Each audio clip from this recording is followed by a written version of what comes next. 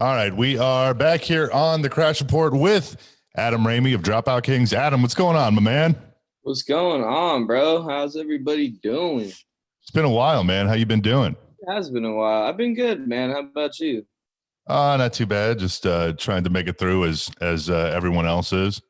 Fuck, I hear that shit, bro. What have you been doing since the pandemic started? I started a digital marketing agency actually, and then I've kind of just been really doing that, helping build artists and different brands and stuff like that. And it's been fun. It's helped me a lot during this whole thing, just having like a creative outlet even. And like we've been doing stuff with the band, we've been like recording, trying different things. And yeah, I mean that's really it for the most part. Just playing some games here and there where I have time, and yeah, just trying to stay busy, man. How about you? Just doing this podcast and a couple other things, just trying to pass the time without getting going crazy from being so fucking bored. My God, man, you're fucking preaching to the choir, dude. Not like my co-host on the show. He's not on this call right now, but he's just been doing nothing but playing video games. He wakes up at like 5 p.m. and games till like 9 a.m. the next day. And that's all. Afternoon. Yep, that's all he fucking does. We rag on him so hard about it. But even before you started the marketing firm, which I thought you started that prior to the pandemic, but you've always kind of had your hand in the marketing world, right? Yeah, I was gonna say, like, I had done it for years, like I on the side, like never as like a main gig, but like I started off with like I worked in the gym industry for a long time. So like I started marketing like gyms, personal trainers, and then like branch into like I built like Dropout Kings marketing and stuff like that, did that shit, and then kind of just, started helping bands on the side, and then it kind of just, gave me the pandemic gave me that push to like make it like a full-time thing, and it worked out, so thankfully. So you were marketing like gyms and stuff. How do you go from that to, knowing how to properly market a band? I mean, we're talking two totally different things. Yeah. I mean, what I try to tell a lot of people this, it's like the thing about marketing is it's all like psychology. When you break it down, like it's all just psychology. So like if you can get behind the psychology of someone that likes a certain thing, you can understand like how to reach that type of person, if that makes sense. Like if there's some person that likes gyms, like there's a lot of data points that there's other things they like, and like if you can plug those things in and try to push something to an individual that likes that kind of stuff, and hey, if they like XYZ, they're probably gonna like this, and that's really just what it comes down to, and incentivizing people, to do certain things. But yeah, and making them feel like they're not being marketed to, which is 1,000%. exactly what you're doing. That's the hardest thing. My job is to make people do this, stop scrolling, like that's the whole thing. So it's, collaborating with people that are good at creating content too, that can create like eye-catching things. If you can put a good hook behind it, on the ad, like you're solid, Well, we've been playing when we come out of a break on the show, we play like instrumental music beds when we come back, and we've been playing I think it's I Ain't Depressed from you guys. Yeah. And so we checked out the video the other day, and God, that video was something else, man. And I think that's the one with the thumbnail, and it looks like an infomercial. Yeah. I would imagine a number of people have probably clicked on the video solely because it looks like an infomercial. Yeah. And it's funny because dude, we filmed that whole video ourselves too. Like we did every bit of that ourselves. And it's like, it's cool because we worked like the marketing into that video. Like if you go and actually text that number, it's like we have like a text your fans thing, and like, anytime we have like a merch drop or like something exclusive coming, like you can sign up for that. But it's pretty cool, like it was, working around the pandemic too, like working with hacktivists and stuff, like trying to find a way to incorporate them into some green screen setting that wasn't like totally random and still was like cohesive was kind of like the plan behind it, you know. Well, your band Dropout Kings, I mean, you guys, to me at least, have been one of the more like prominent bands in recent years, kind of, fusing rap and metal.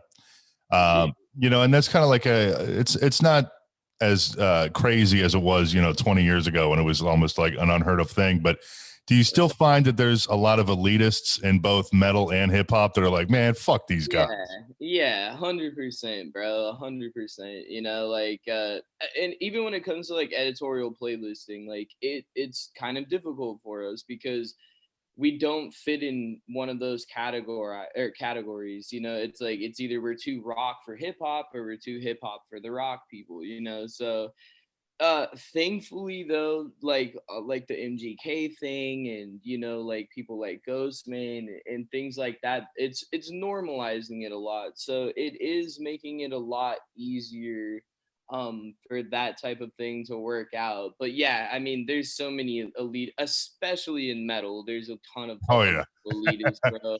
Like you saw from the whole napalm thing, it's like Yeah, I people. mean, how does a band like Dropout Kings end up on Napalm? I mean, like I know a little bit more of the inside story than most people probably do, but but I can well, yeah, and I get the concept of, I think because at the time Napalm was trying to kind of branch out and get a little bit more mainstream. If you're unfamiliar with Napalm, it's a lot of the extreme underground bands and the power metal bands and Viking metal and pirate metal, all that kind of stuff. So you guys show up and I think Otep is on there, and you toured with Otep. I think that was like one of your guys' first tours, right? Yes. Is that how the Napalm deal came about? Is that how they caught wind of you guys from the Otep tour? No, the Otep tour happened because of Napalm. Okay, but I mean, it was weird. Like I gotta take it back kind of a little bit to get to this point. But like, so I was on the tail end of another band called The Bad Chapter. It wasn't working out. I wanted to stay relevant, wanted to do some covers. People told me to cover some Linkin Park shit. So I'm like, well, I want to find this rapper that will like, do Mike Shinoda's parts like really well. And maybe he'll freestyle his own shit. Like that would be cool. And then so I find Eddie on this like AZ Underdog Cypher video. I'm like, this is the guy I want. I reach out, it works out. We fucking hang out, we hit it off. We do this song, this cover. It was Lying From You. I'm from Linkin Park. And then is he from Arizona too, like you, or no? From Arizona, yeah. Okay. All right. Yeah. So yeah, I saw that and like, it worked out. Everything was chill. The video did amazing. And I was like, dude, let's make a band out of it. So we fucking write like 5 songs, and then I have the old manager Chris involved, and he was a manager of my old band, The Bad Chapter. So I like brought him on the project, and he shops it out. And mind you, we haven't played a show or anything. We've just fucking like we dropped a song, and then we're about to drop another one. And then and this is when you guys are still Phoenix Down, right? You guys are called Phoenix Down. We were still Phoenix Down, yeah. And that's a Final Fantasy reference, right? That is a Final Fantasy I thought so. All right. Yeah. And so like, so then Chris shops it out, right? And then so Dimitri, and Dimitri well, obviously. Yeah. Dimitri stumbles across it because Chris knows me. He sent it out to him. But Chris told me, I remember the night Chris told me, he was like, dude, this guy Dimitri, like he's hard to get an answer from. He won't give you the fucking time of day half the time. He's like, but bro, he heard this shit. He's like, he heard this shit and he fucking called me, and like we talked for like 2 hours on the phone, and like he works with Napalm Records. He's an A&R. And he's like, he wants to make a deal with you guys, and I was like, great, that sounds awesome. Like, but you know how shit is, things don't pan out sometimes, and I didn't have my hopes up too high. But then, like, 2 weeks later, there's a fucking deal memo on the table from Napalm. A very generous deal for the most part, for a band that had been around for like fucking a couple months and never even played a show. And then we fucking signed to them, played a few shows, did a little Weekend Warrior run. cut a record for them, and then we went on tour with Otep, you know, and that was pretty much the story behind Napalm. And then when we got to Napalm too, we had to change the name because we found out that there's this band. They're tiny. They had like 100 followers or something, you know. We hit them up, asked them like, hey, you know, could we like take the name or like buy the name or like whatever? And they never even hit us back up. So we're like, fuck it. The label was like, hey, let's change the name. And it's funny because when we were like thinking of a new name, we came up with Dropout Season, and they're like, what about Dropout Kings? And it was actually Dimitri who was like pushing this Dropout Kings thing. I think I remember that. Yeah. We hated it, bro. We hated it. And we were like, fine, fuck it. Like Dimitri's like, I believe in the name, and the label was like, we believe in the name. Like Sean and Thomas, you know, they're like, we believe in the name. I'm like, hey, fuck it. They know what they're talking about. Whatever. And now I couldn't imagine it any other way, you know. But yeah, that was like the whole story behind that though. It was a really interesting experience. Well, and, yeah, they didn't welcome us with open arms, though. Their fan base, they definitely didn't welcome us with open arms. Well, that makes sense. I mean, going from from a fucking I don't know, an Ailstorm video or something to yeah, two totally different things. But yeah, completely. Do you feel that maybe going to Napalm, looking back on it, was a misstep that at the time you couldn't have prevented? Because I know if I'm tight with Dimitri. I work closely with Dimitri outside of the podcast, and I know that he was very passionate about the band. And he was. It was right when you guys had signed the deal, I think, and he ended up parting ways with the label. Was up. Yeah, unfortunately, that's what really fucking sucked about the situation was like, so we already had the deal signed and turned in, and then Dimitri, the one that brought us on, was like, hey, like my contract is up with Napalm, because they only sign they're only able to sign like 3-year contracts, just because they like to keep everything on the level, it's for integrity purposes, because we'll get embedded in certain areas. But and he was like, look, I can take you with me. But then, it was hard because it was just like, fuck, we already have this thing lined up and it's already here. I don't want to look like a dick to the label and just bail out. I also don't want to look like a dick to Dimitri. And it was a hard fucking call. And, like, to some degrees it was a misstep. To some degrees it was actually really good because, like Napalm gave us a very good deal for being like a brand new band.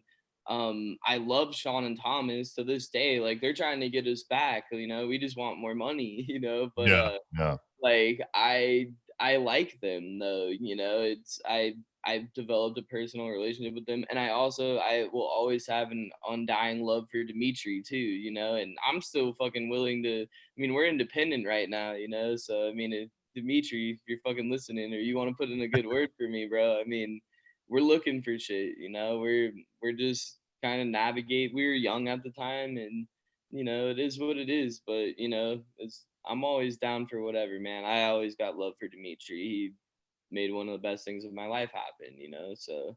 Well, do you feel though that like when he left, do you feel like that the band almost got kind of pushed to like put on the back burner when he left?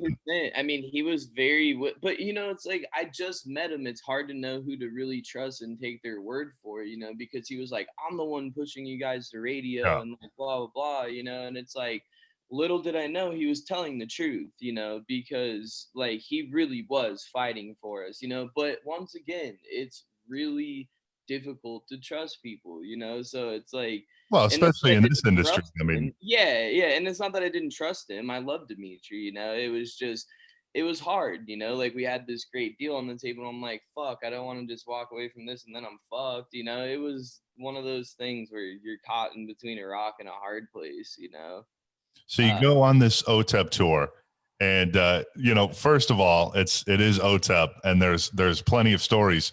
Was it a difficult tour? I mean, especially, being such a brand new band, you're probably not used to even a tour of that scale, which is not even that big of a tour, but it's a huge tour when you're a fresh band. It's like, oh my God.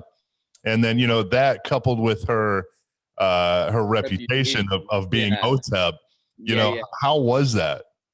It was really fucking intimidating, especially because of the fact we had a very shitty fucking van. And we broke down we missed like the first 2-3 days of the tour. So that looked horrible. They already wanted to kick us off, and it was this really big deal. And we're like, no, we're fucking making it, and it wasn't our fault, like our No. van, like the van that we bought had low miles. It sat for years in the heat. So like we fixed what we thought was wrong with it, but there's always some random bullshit, so we had to deal with that. And obvious, and it was hard because like Otep has this rule about not being able to sell merch when she's playing. Well, we were direct support. A lot of people didn't know about us before we played. So it was like no one would really buy merch beforehand. Then we'd play it. We'd only have like a 20-30 minute window to sell merch. And then she would play, couldn't sell merch. And hopefully you sell merch after the show, but they're mostly going to her merch.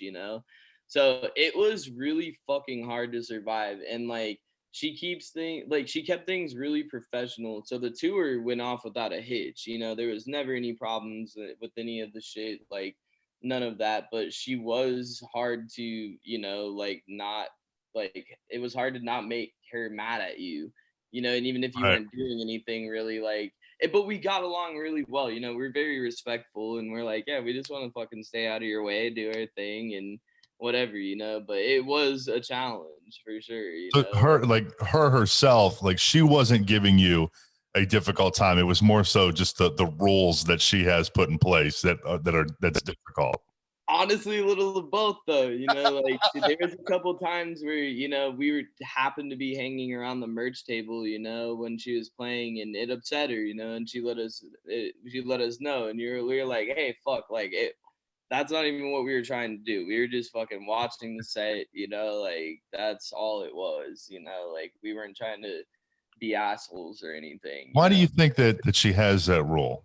Because she wants everyone to pay attention to the show. You know what I mean? But I feel like, when you're going to see OTEP, it's similar on a much smaller scale, but it's similar to, I feel like, almost going to see Iron Maiden, in the sense that if you see a band like Iron Maiden, you don't give a fuck about the opening bands. You're there for Maiden.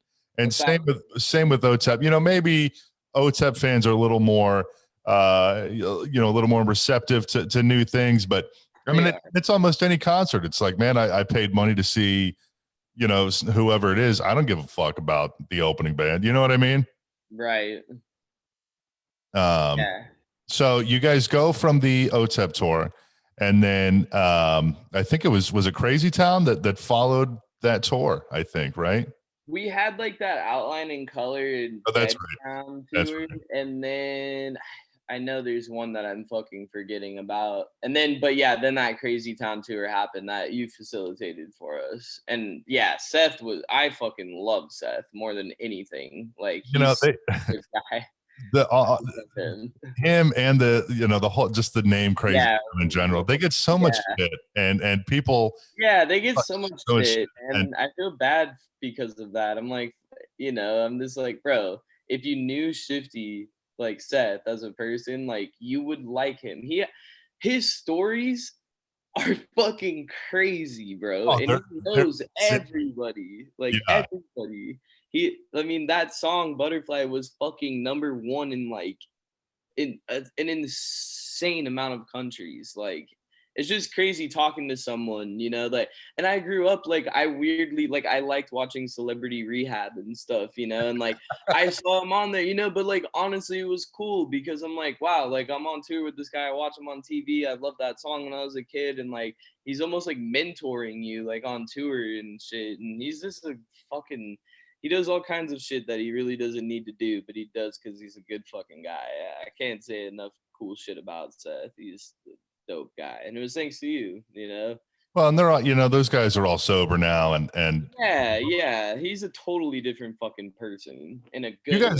You guys worked together a little bit after that, didn't you? Guys did like a song together or something, I think, right? Well, we're still working on that, and then we did like a little, not really like a podcast, but we had like a few people on our live stream when the pandemic first happened. Seth was one of them. Oh, okay. Yeah, but we're definitely working on a track still. It's just when the whole pandemic thing happened, everything kind of got fucking switched up and blah blah blah. But yeah, so that will happen at some point. You know, the style of band the Dropout Kings is, you know, do you find it difficult that, you know, the genre's been around for so long now, and there are so many people that talk shit about, you know, quote unquote new metal bands and things like that. Yeah. How do you try to keep things like fresh and interesting? Do you find it difficult to be like, you know, to do new things, to tread new waters? You know, when there's, you know, a lot of the original new metal bands, I mean, there's so much similarity between them. You Right. know, how do you try to get past that and be your own? I mean, all we really try to do is be uniquely us as possible. We just put like little things that we like in the songs, you know, like we're always talking about Dragon Ball Z, Pokemon, different anime shit, you know, like, and you know, we try to make it modernized, you know, and like kind of like pop culture references and things like that, you know, like little, I mean, because like to me, like, I mean, every scale is the same 12 notes, you know, it's all about like how you arrange it and what you have to say, and that's what makes you different, you know. And I feel like if you can do that and also have like a brand behind that that backs what you're doing musically and kind of accentuates it and makes you tangible to the audience, I feel like those are the key ingredients that really makes people attracted to a project, you know, because it gives them that sense of fulfillment, like this community, you know, like we're reaching out to the rejects, you know, the loners, the fucking, you know, the people that like partying, you know, it's like the outliers, and we're appealing to like the everyday 9 to 5 worker type guy, you know, that uh you know, just wants to fucking get through his day at work, you know. And I call that like the everyman demographic, you know. It's just like we're all in the same boat, you know. And I feel like those are the things that, you know, I'm trying to speak to those people, and I think it works if you have all of those elements together. And that's why the band works, you know.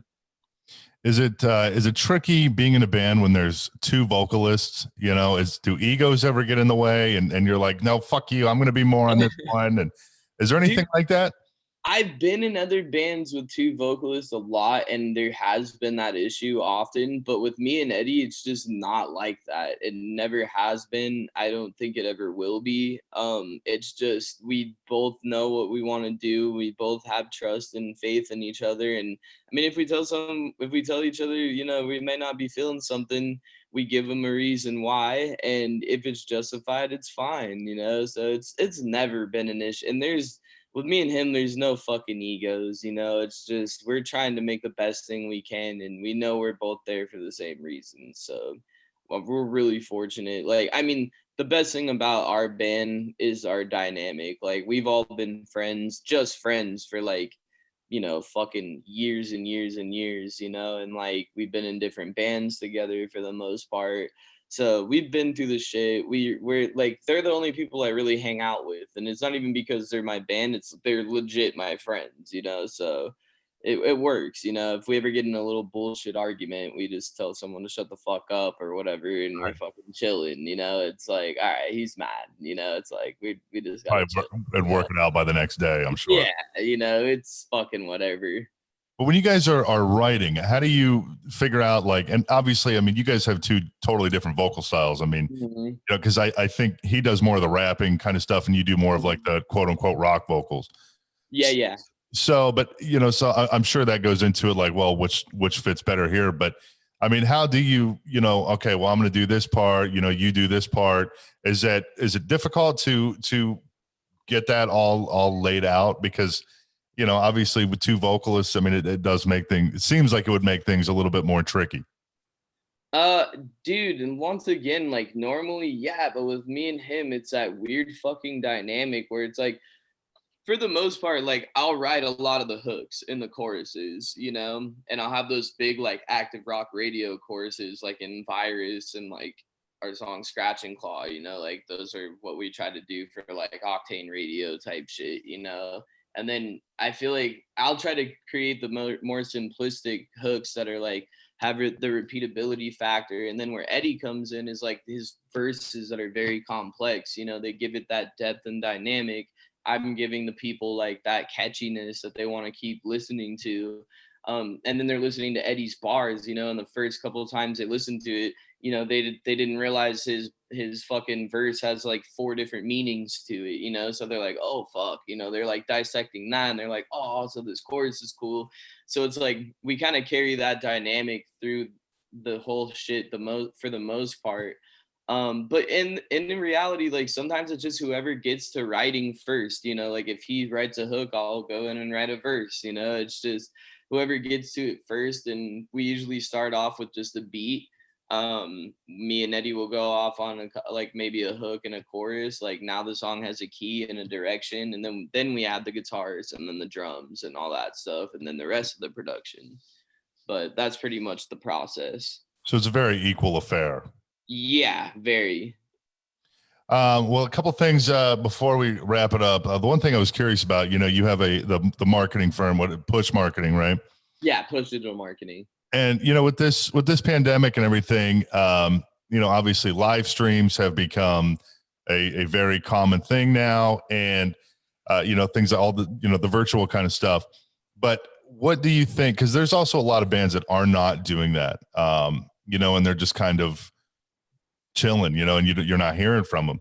You know, what do you think bands and brands too, not just musically, but you know, what do you think companies and things like that could be doing better to stay relevant in a time like this where life is completely different than it was a year ago?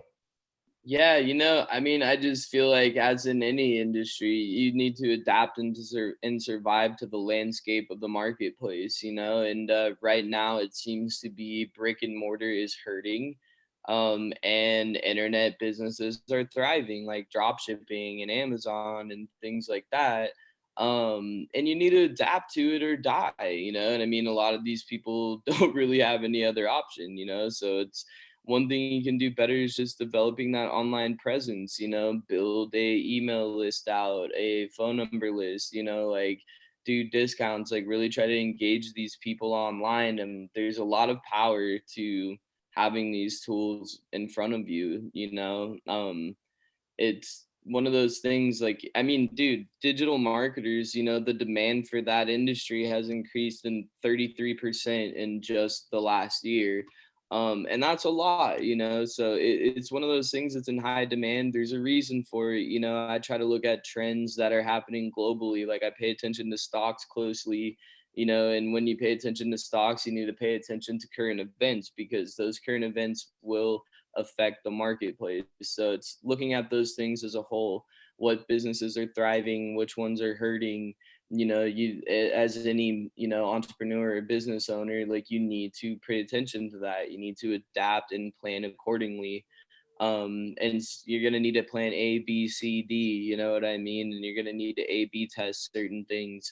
But you know, you got to proceed with caution in times like this, and just be smart about what you're doing, you know, but always growing, you know, just always, I mean, I really live and die by, like, if you're not growing, you're dying, you know, like, this is the decade for investors, you know. I mean, this is the time where if you can get your shit together and really embrace what's happening and harness it and like look for opportunities during this, like there still are a lot, you know. It's just, it's hard not to get sucked into what's happening.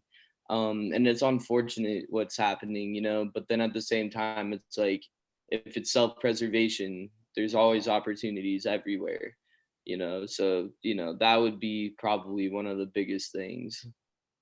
And what is next for Dropout Kings once this pandemic is over, and I mean, anything you have coming up, you know, prior to life going back to normal? Yeah, I mean, we got a couple tours planned out for 2021 that are supposed to happen, you know, but you never know. We'll see if it pans out. We have there's this one big festival that has like Limp Bizkit and like a bunch of cool people on in Florida Got in that new July. Rebel Rock Festival? Yeah, Rebel Rock Festival. Yeah, yeah. But once again, I don't know if that's gonna happen. You know, we have that, I think it's pronounced like Fodge Festival in Czech Republic with like Knock Loose and like a few other cool bands and everything. Yeah, other than that, just we're working on new material, trying to keep things coming out regularly. We've been trying to collaborate with a lot of people. And yeah, I mean, that's pretty much it. Just trying to keep it flowing, keep it growing. And yeah, that's pretty much it for the most part. All right, Adam. Well, thank you. I appreciate it. And where can people find you and the band? Yeah, we got a website, dropoutkingsmusic.com. Instagram is at dropoutkingsaz. Same for Twitter. Just look up Dropout Kings on Facebook, Spotify, and then yeah, Apple Music, any of that stuff. Yeah. All right, Adam. Well, thank you. I do appreciate it. Thank you. Of course. And we will be right back on the Crash Report. Hang on. We'll see you next time on the Crash Report. While you wait, make sure to like and subscribe to the show, damn it. Thanks for listening.